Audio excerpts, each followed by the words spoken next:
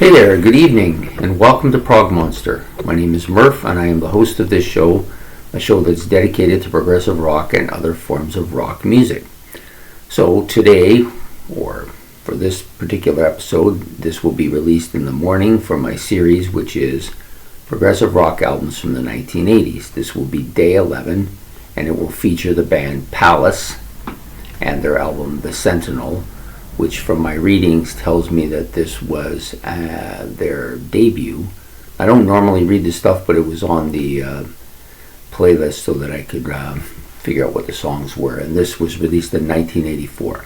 So for those of you who don't know how this works or haven't been on and haven't seen any of the episodes, basically I'm listening to an album once. It's a one-off thing, and the album has to be a progressive rock album that came out in the 1980s that I'd never heard before. So I'm doing one album per group for the entire 31 days of December. That means each group will only get one album. They will not get more than one album.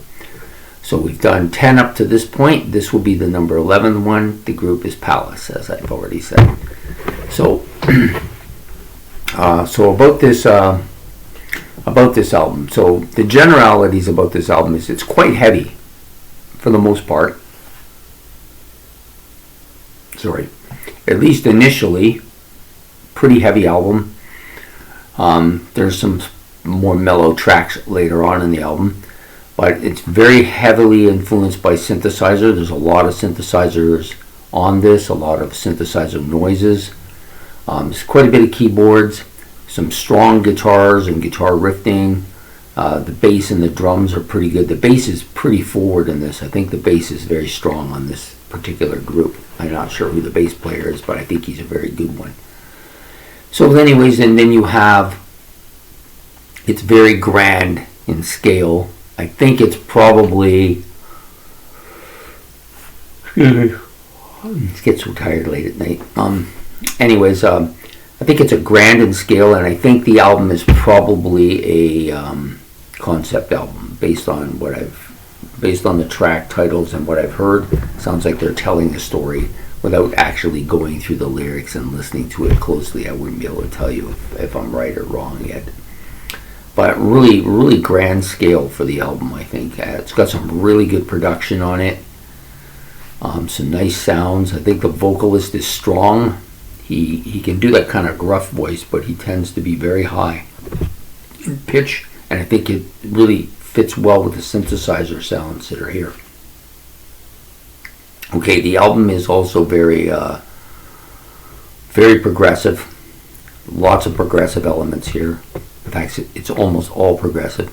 There are some parts that border on really hard and almost some heavy metal parts to the album. So it's quite a heavy album, but really good. And you know what? I think it fits well in with that neo-prog scene that came out in the early 84. Some people call it the second wave of progressive rock, with Marillion and IQ, another band I discovered recently, Pallas, and there's one more that I've put down on the list that come from this particular period, and that's Pendragon, which we will get to at some point as well.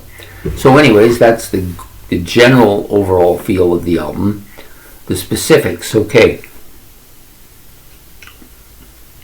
The first three tracks I liked a lot. They were great. And then from there on, pretty solid tracks. Like nothing, like one got like a 5, and there's a bunch of 6s and a couple of 7s. Like I think it's 3 6s and 3 7s for the back half of the album. But the first three tracks I loved. The opener, which was Shock Treatment, I gave this an 8. I thought the vocals were very frontal on this particular track. The vocal harmonies are also pretty frontal at the front as well. I like this guy's vocals a lot, and I just think he's really the perfect vocalist for this particular band. I think he's really good in a lot of areas. He probably sing for a lot of bands. I think the chorus is pretty tight. The keys are part, and sorry. I hope I'm not going to keep yawning. It's just really late. The key parts are excellent on this. Some very prominent keyboards on this as well. Guitar solo is really detailed. and is grand in scale. It's a great song. I gave this song an 8. It's a nice opening to the album. I was tired when I came home to do it. I meant to do it in the afternoon, but I wasn't able to. I had too many things to do. And I thought, I hope this doesn't put me to sleep and it doesn't drag. But right away I was awake when I heard this song. So the next track out is called Cut and Run. Probably my favorite track on the album. Some real heavy bass opening. Vocals are really good here, and they join in right after this heavy bass opening. Drums, guitar, keys, strong support, like all backing support here. I think the rhythm section is really good on this particular track. I love the key and the guitar interplay between each other. Yeah, just a really strong song. I gave it a 9, and to my knowledge, I don't think I've given any other song in this series thus far. I don't think I've given any other song a 9. I may have given one other song a 9, but I can't recall what it was. But anyways, I give this one a 9. The next track is Eyes of the Night, Arrive Alive. Really great track. It was a little bit confusing at the beginning because I was listening to the track listing for full album, and they cut the first 2 tracks out and went right to this one, so I thought this was the first track. When in actual fact, when I figured it out, I went back and got the other 2 tracks I missed, which I liked quite a bit. So this song also gets an 8, so you've had a 9 and 2 8s here so far. Some heavy bass openings. Some vocals are perfect on this particular song. I just think they're absolutely make the song. Heavy guitar soloing, I like that a lot. The bass is very heavy and frontal here. He's right up front. No problem listening for the bass here, that's for sure. I like the multitude of vocal harmonies they do on this particular track too, really good. Some real intricate and very good guitar bits and riffing especially. He does a little bit of riffing here, which is really good, and the solo is good as well. The keys are very strong and nice on the soloing part as well, so I gave this song an 8. So the first 3 tracks, right away I'm thinking, wow, this album is great, I love it. And it goes down a bit after that, but it didn't drop off. It didn't drop off the planet. Some of the songs got a little bit more mellow. Album kind of dropped its intensity a little bit, and the heavy part was kind of contained a bit on the back half of the album. It's by no means bad. I just preferred the heavier stuff at the beginning by these guys. Okay, so the first song after those first 3 was Rise and Fall Part 1. Really heavy opening with the drums, the keys, and the bass. The drums, the guitar, and the bass.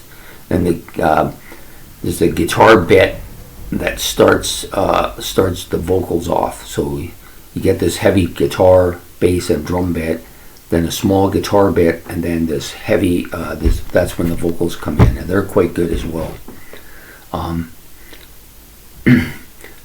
The song, I was trying to listen to the lyrics because I found this one a little bit more fascinating, trying to figure out what they're referring to. So I like the lyrics quite a bit. Pretty heavy riffing on most of the song. Drums are pounding on this. I think the drummer's pretty good. And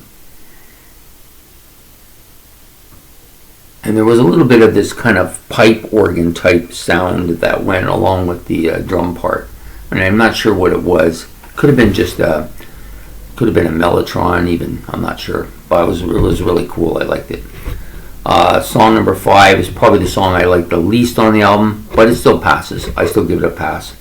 It's a little bit more subdued organ, a little bit more atmospheric. I think the whole song is kind of subdued and has that kind of very atmospheric, moody feeling to it. Yeah, he does some pretty high vocals on this particular track too, maybe among the highest he's done on the album. Sorry, I'm just referring to my notes so I can remember the track. It's tough to do one-off listening because you can only listen to the song and write and make notes about it because what you liked and didn't like. because it's not like you're going to remember every track. It's only been listened to once, so yeah, so it's a bit more difficult, but it's been interesting, that's for certain. Number 6 is March on Atlantis. This track is, I give this a 6. Pretty good, kind of a, well, it has a piano opening and then followed by the vocals, which are very angelic, and there's some angelic backing vocals here, which means that there's like that that kind of angel sound that that's what I call angelic vocals. Somehow some heavy guitar. Okay, at some point there's the heavy guitar and keyboards come in here, and then there's a real heavy rhythm section, so the song kicks up a notch a bit. And the synthesizers add a lot of kind of atmosphere to this particular track too. Next up is the Rise and Fall Part B, which I think is I don't think it's as good as the first one, but I did give it a 6 because there's certain aspects I liked better than the first one. It's got this kind of cosmic opening. It's obviously a synthesizer-driven song, and so are the vocals here, the voices. There's voices with the synthesizer sound, and it's kind of a spacey sound, like you're in a void. That's probably what I was thinking. There's a bit of a dark voice that comes in somewhere during the song, and it's almost like he's narrating. I can't really make out what he's saying, although it's pretty clear, but I just never listened to it close enough to get all the vocal parts right. But it sounds like he's telling the story, so it's probably an interlude of the music, and somebody's giving you a direction on where this is going. That's my impression of it. Synthesizers again, pretty atmospheric on this particular track. Some heavy, dark elements in this song. The bass and the drums are adding to that and give it that heaviness. Okay, the next track out, Heart Attack. Album gets a little better in the last 2 or 3 tracks here. So you got this really great opening 3 tracks. Then you've got maybe 4 tracks that are kind of good but not great, like they're kind of more subdued. And then you got the last 3 tracks, which kind of beef it up a bit. Not quite as much as it was in the opening, but still pretty good. The song's called Heart Attack. Some light synthesizer openings here. It's almost a boomerang effect it opens with. It's kind of, it's not a boomerang, but the vocal, the synthesizer part they do gives this effect like a boomerang effect, like how would you say it? A noise boomerang effect, I guess, or a voice or a synthesizer boomerang effect. Anyways, it gives that effect. It opens with that. And there's a little bit of acoustic guitar and piano part here that come in. And then this guy, his voice is a little different on this song than it is on the other tracks. He goes into this kind of voice that is very kind of fish-like from Marillion. Like that voice. He has that kind of voice here. It almost sounds like fish, but it isn't. But it's different than his other vocals anyways. I like that quite a bit as well. It really adds something to this particular song.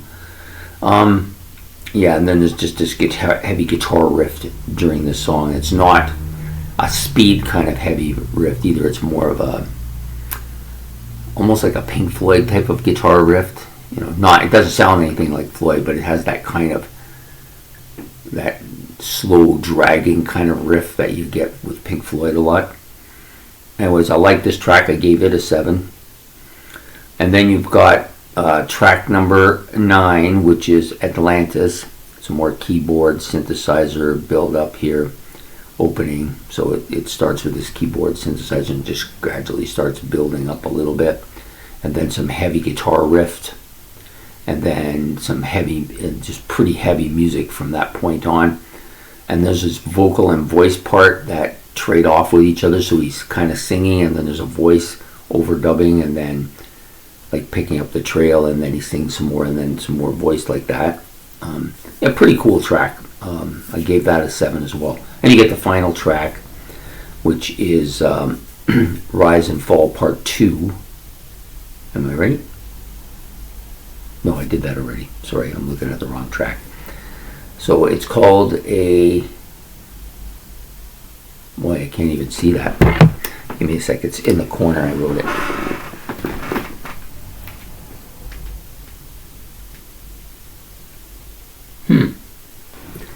Okay, I can't make out my words, so I'll just go on. The track itself has an organ opening intro, followed by some really good guitar and some very heavy vocals here. A good track. I gave it a 7. Not really all that memorable of the tracks on the album. Some of them I remember a little more than others. This one, not so memorable, but still a pretty solid track, and I just wish I could remember the name of it. I wrote it down, but I can't make out that word. Something infinity. I would say a piece of affinity? I'm not sure. Anyways, I apologize for my writing skills. It's actually not so bad. My writing skills aren't so bad. It's my seeing skills and my writing skills together that aren't really that good. It's not a marriage made in heaven, let's put it that way. So overall, this is a really good album. If you haven't heard of this group before, or you haven't listened to this group before, and you like neo-prog, or you like that, even some of that heavy metal, the heavy metal prog, like we did earlier this week with Fate's Warning. This isn't as heavy as that, but still has some of those elements. If you like those kind of things, you'll like this. I'm sure of it. I like it. I think I like this kind of heavy prog stuff, but it shouldn't be. I don't know why I find that surprising to myself. It shouldn't be that way. I shouldn't have that. I'm a Rush fan, for Christ's sake. They're a progressive heavy metal band, right? Whether I like it or not. A lot of the bigger songs, and they're known for being progressive heavy metal, but if you were to take Rush and take out their progressive heavy metal stuff, they still have a ton of stuff that's not progressive at all, a lot of stuff that's really kind of poppy, and a lot of heavier stuff that's not progressive at all. So a lot of elements, but this is really good. This is a really good album. I don't want to say it's the best album I've done so far in the series, but it's up there with among the better ones. It'll finish pretty good when I do the rankings, I'm pretty sure. I just hope I can remember all these things when I'm doing the rankings, but I generally go by feel anyway, so even though I may not remember the album or the songs exactly, I have a feel that is impressioned on me from listening to it the first time, and that often can have a big impact, big impact for me in music, especially because if I happen to be in a good mood, the album is going to be like much greater than it would be if I'm in a dark mood. I don't really want to listen to it, but I'm forcing myself to listen to it. It's going to have much harder time getting off the ground. But this album had no problem. I think the guitarist is good, the keyboardist is prominent, the drummer is really good, and I think the best player on this album, for me, the guy who stood out the most, was the bass player. He was frontal on most of the songs, really good riffing, lots of really strong bass tracks. I don't know who the guy is, but I think he's good. I think I will know fairly soon, though. This is definitely an album going on my list to purchase. No two ways about it. Maybe the closest album I can come to would be maybe the kind of a little bit like the White Wing album that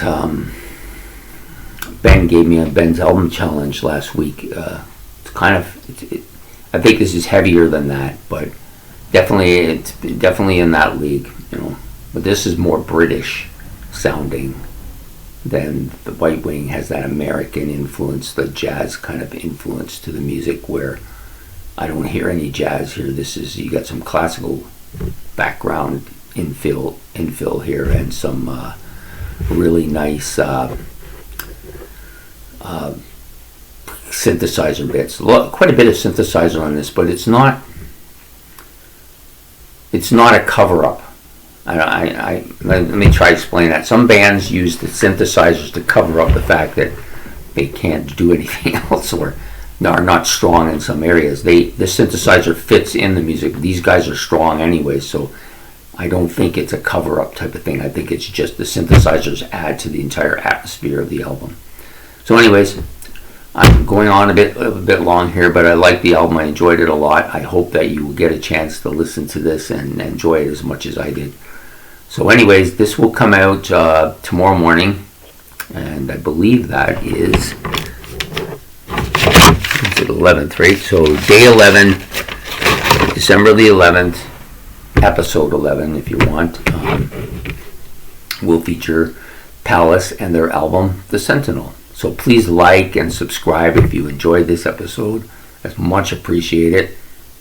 And you have yourself a good evening and good night.